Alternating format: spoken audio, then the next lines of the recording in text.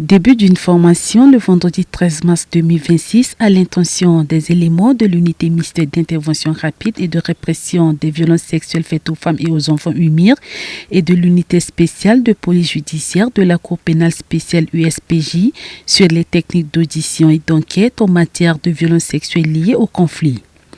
Organisé avec l'appui de la MINUSCA, du PNUD et de l'équipe des Nations Unies sur l'état de droit et les violences sexuelles liées au conflit, en étroite collaboration avec les autorités nationales, cette formation vise à renforcer les capacités des éléments de l'UMIR et de l'USPJ afin d'améliorer les procédures, la collecte et la conservation des preuves, la conduite des auditions et la transmission des dossiers aux autorités judiciaires compétentes. Rosine Antoinette Bella Eyébé, responsable des affaires judiciaires et spécialiste des violences sexuelles liées au conflit de la MINUSCA, parle de l'appui des partenaires au gouvernement centrafricain à travers cette formation. Le projet conjoint réaffirme son engagement à accompagner les autorités nationales dans le renforcement de l'état de droit, la professionnalisation des services d'enquête et la consolidation de la chaîne pénale. L'amélioration du taux de dossiers recevables, la réduction des procédures retournées pour insuffisance de preuves, le renforcement de la coordination entre l'UMIR et l'USPJ sont autant d'objectifs concrets qui contribueront directement à la lutte contre l'impunité.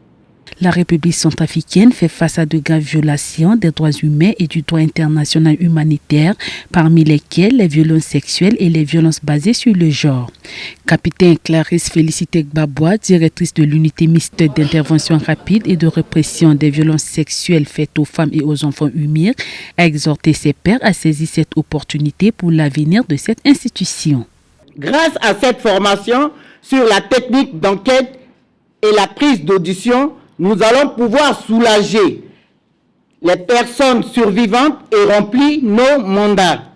Cette initiative, qui est la deuxième après celle tenue du 16 au 27 février 2026, le gouvernement centrafricain et ses partenaires ont réaffirmé leur engagement à renforcer l'état de droit, à améliorer la réponse judiciaire face aux violences sexuelles liées au conflit et à garantir justice et protection aux victimes.